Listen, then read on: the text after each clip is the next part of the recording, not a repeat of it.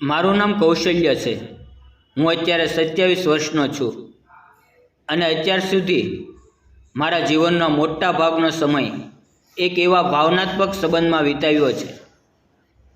વાત છે તે સમયની જ્યારે હું 20 વર્ષનો હતો અને નાનો હતો.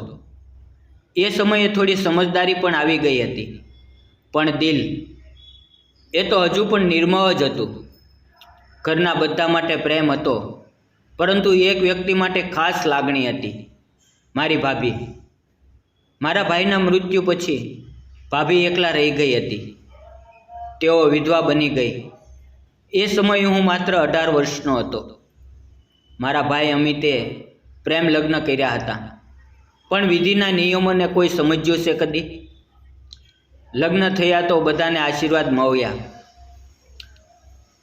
પણ લગ્ન થયા પછી માત્ર 3 વર્ષમાં ભાઈનું અકસ્માતમાં મોત થઈ ગયું. હું અને મમ્મી તો હોસ્પિટલમાં હાજર હતા જ્યારે એમ્બ્યુલન્સ આવી હતી. ભાભી તો એ વખતે ઘરમાં જ હતી અને જ્યારે તેને ખબર પડી તો એકદમ શાંત થઈ ગઈ. એમની આંખોમાં પાણીને બદલે એક વિજોઈ સમી લાગણી હતી. જે આખો કોઈ દિવસ પરફેક્ટ કાજલ અને લિપસ્ટિકથી ભરેલી હોય એ આંખો આજે શૂન્ય લાગતી હતી.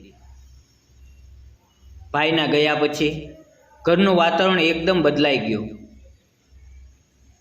મારા પપ્પા પહેલેથી જ અવસાન પામ્યા હતા. હવે મોટા ભાઈ પણ નહોતા. હવે ઘરમાં હું, મમ્મી અને ભાભી. મમ્મીએ તો ભાભીને દીકરી સમાન સ્વીકારી હતી, પરંતુ ભાભી ઘણી શાંત થઈ ગઈ હતી. મને બિરદાવવી હોય, ભણવામાં મદદ કરવી હોય કે નાસ્તો આપવો હોય, બધું કરતા, પણ એમાંથી ખુશી ગાયબ હતી. આંખો તો હું રોજ જોઉં. કોઈ વાર એ જોઈ લેતી કે હું એના તરફ જોઈ રહ્યો છું. તે આંખો ફેરવી લેતી. એક દિવસ મમ્મી ગામમાં માસીના ઘરે ગઈ. ઘરમાં હું અને ભાભી જ હતા. મેં મોટેથી બોલીને કહ્યું, ભાભી, તમારો ચહેરો હવે કેમ પહેલાંની જેમ ચમકતો નથી? ભાભીએ ઘૂંટ ભર્યો, થોડું શાંત રહી, પછી સોફ્ટલી બોલી, જિંદગીની કેટલીક પળો એવી હોય છે જેમાં માણસ હસવાનું ભૂલી જાય. એમના શબ્દોમાં વ્યથા હતી, પણ વાણી છતાં મીઠી હતી. એ દિવસ પછી ધીમે ધીમે હું અને ભાભી થોડા નજીક થયા. નજીક એટલે કે પ્રેમના કોઈ શારીરિક કે નિર્દોષ અભિવ્યક્તિ નહીં, પણ લાગણીઓની એવી જોડાણ કે જ્યાં બે દિલ માત્ર કંપની માટે એકબીજાને જોઈ રહ્યા હોય. હું એન્જિનિયરિંગ ભણતો હતો. ભણવાથી લઈને નોકરીની તૈયારી સુધી ભાભી મને ડેલી ચા આપતી, ખાવાનું બનાવતી અને એકદમ નિષ્ઠાથી. પણ એના હાથથી બધું જ્યારે મીઠું લાગતું અને હું હાથ જોડતો, ત્યારે હું સમજતો કે આ સેવા નથી, આ લાગણી છે. એક રાત્રે મમ્મી ઘર બહાર હતી. ભાભી બાલ્કનીમાં ઊભી હતી. મેં પૂછ્યું, ભાભી, જિંદગી ફરીથી શરૂ કરો એવો વિચાર કર્યો છે તમે ક્યારેય? એ ખોટો ટોપિક નહોતો, પણ ભાભી થોડી ગભરાઈ ગઈ. બોલી, કૌશલ્ય, સમાજ બહુ મોટી વાત છે. મારે નવો સંબંધ નથી જોતો અને નથી કોઈના વિશે વિચારતી. એ વખતે મારા દિલમાં એમના માટે લાગણી વધી રહી હતી, પણ હું જાણતો હતો કે એ લાગણી કદાચ કોઈ સામાજિક નામ નહીં મેળવે. છતાં એ લાગણી સાચી હતી. હું રોજ ભાભી માટે કંઈક લાવતો, જેમ કે એનું મનપસંદ ફૂલ, ચોકલેટ કે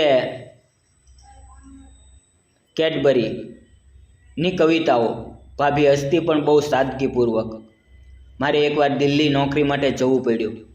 મેં એરપોર્ટ જતા પહેલા દિવસે ભાભીને એક નોટ લખ્યું હતું, હું તમારા માટે શું અનુભવું છું એ વાદળે આકાશમાં લખી શકત તો લખી દેત. મને ખબર છે લાગણી એવું કંઈ નથી જેનો જવાબ આપવો જરૂરી છે. પણ તમારા સુધી પહોંચવું એ જરૂરી હતું. મારા ગયા પછી લગભગ 4 મહિના બાદ ખબર આવી કે ભાભી હોસ્પિટલમાં છે. જમવાનું બંધ કરી દીધું હતું. હું સીધો આવી ગયો. એ દિવસે મારા જીવનનો ટર્નિંગ પોઈન્ટ હતો. ભાભી હોસ્પિટલના બેડ પર પડી હતી. ખૂબ નબળી થઈ ગઈ હતી.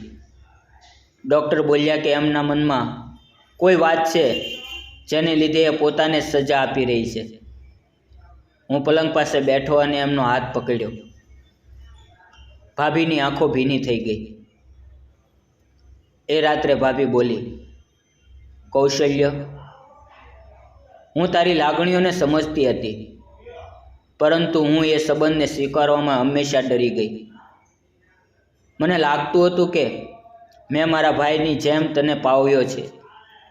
તું મને ભાભી કહે છે અને હવે તું જ એવું અનુભવ તો શું સાચું છે? એ કહેવું મુશ્કેલ હતું.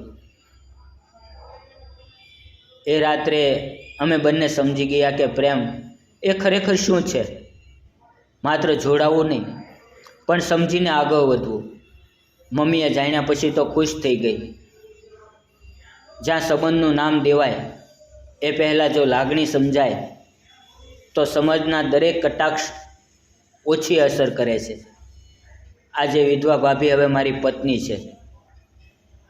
અમારું જીવન આમ તો બધી પરિબળોથી અલગ છે, પણ લાગણીઓમાં ખૂણા નથી, કારણ કે પ્રેમ એ કાયમી હોય છે. જો એની પાંખોમાં સમજદારી અને ઈમાનદારી ના હોય. મિત્રો, વિડીયો કેવો લાગ્યો કોમેન્ટ કરીને જરૂર જણાવજો. જતાં પહેલાં ચેનલને સબસ્ક્રાઈબ કરશો.